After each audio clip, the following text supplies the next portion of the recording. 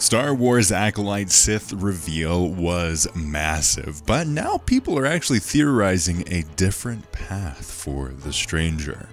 Welcome to Star Wars Uplink.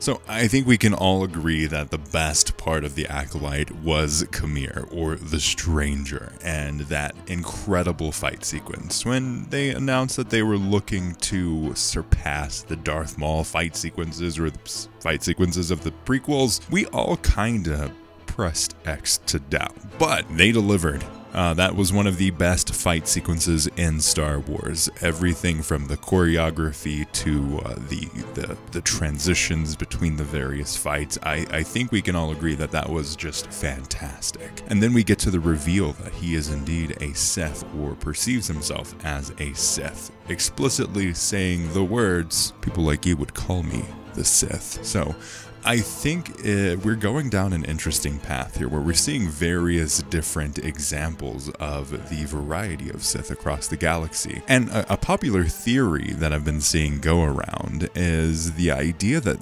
Khmer, or the Stranger, might actually be the original version of the Knights of Ren. And now this is an idea that I think is quite interesting and would solve a lot of the problems that I think the introduction of this new Sith would cause. The big concern that I have with the Acolyte is they're going to do all of this work. They're going to introduce the first new Sith in about 20 years or so, and then at the end of the season, next episode, they're just going to kill him. Now, this is the obvious path in terms of making a cohesive or contained story, is just doing the Rogue One route where everyone dies, but I don't think that's an engaging or compelling story in this instance. I think it worked with Rogue One because we had the character growth and arc, and it made sense. They needed to die for this mission to succeed. That's not the case here. They're just writing themselves into a corner where the easiest way out would be for them to kill Khmer, where Darth Plagueis comes down and then destroys him and is like, okay, now everyone's dead, and the statement by Ki-Adi-Mundi that everyone cares so much about can stay accurate.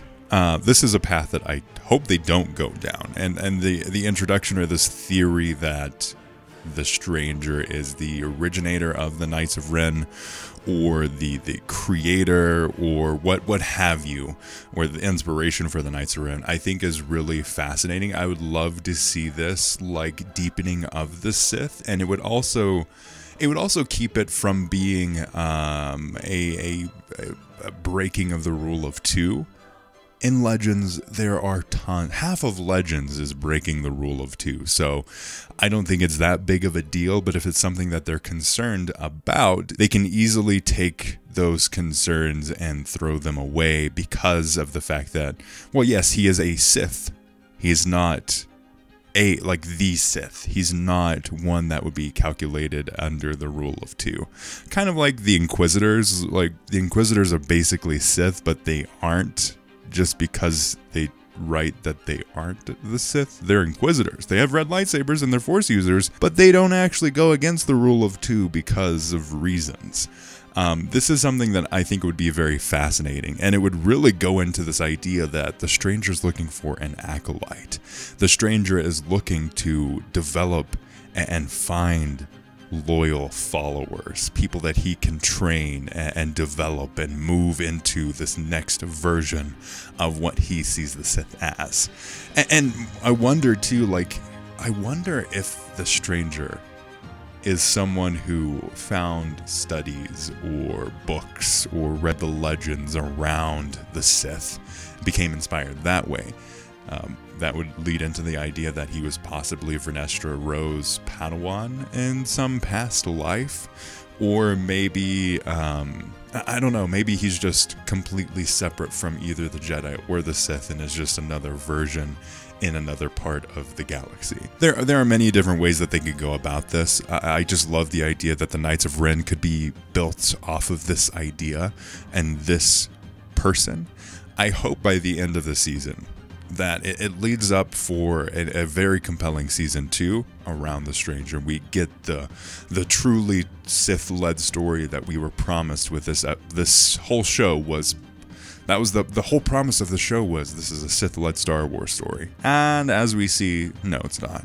As with most things, like the Battlefront 2 campaign was pitched as a play from the perspective of the dark side, and then 2 missions in, you're gonna switch to the rebellion. Like, Disney Star Wars uses the dark side as a marketing tool way too much, and then completely switches gears and switches focus, so it ties you in, and then it's just like, okay, whatever. But going back to the rule of 2 and the Knights of Ren, I think it is very compelling to have the Knights of Ren be founded here. I think the Knights of Ren are a sect of dark side users that we haven't seen a whole lot of, and really haven't really developed much at all past the Rise of Skywalker.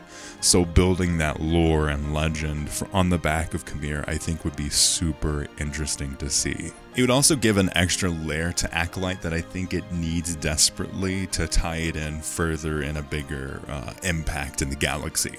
Star Wars Acolyte struggles from this idea that it's got 7 different story threads that it's trying to tell all simultaneously when it needs 2 or 3. They really needed to focus on what the core of the story was, and now we've got, oh crap, it's very interesting that this new Sith character's here.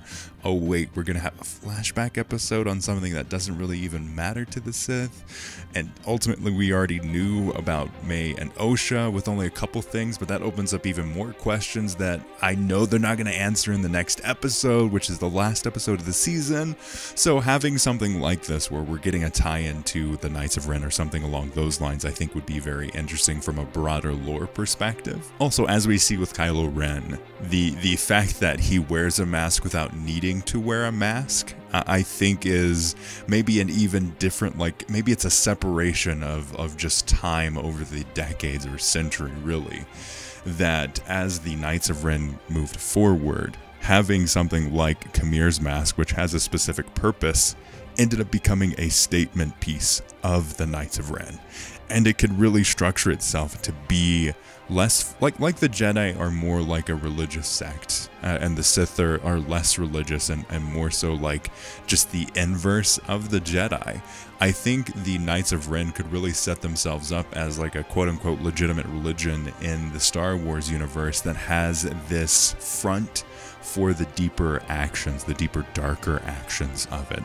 So I think it could be very interesting from just an explaining of how the Knights of Ren were able to build this foundation to ultimately get someone like Kylo Ren in their ranks, and also survive long enough without being on the radar of the Empire and Emperor Palpatine and Darth Vader and the Inquisitorius, as well as, because if we're starting all the way back here, the Jedi Order, the Republic, the Separatists, and again Palpatine. I think it would be really interesting to go this route to where they can take this idea and really explain how they're able to be in the background of the galaxy this entire time. Is it something that I think may be dug into? I'm not so sure. I would love to see it though, because it would add a deeper layer to the Acolyte. But let me know your thoughts in the comments below on what you think around this theory. Is Khmer the foundation of the Knights of Ren, or is he just a Sith? Let me know in the comments below. Check out our podcast, and may the Force be with you.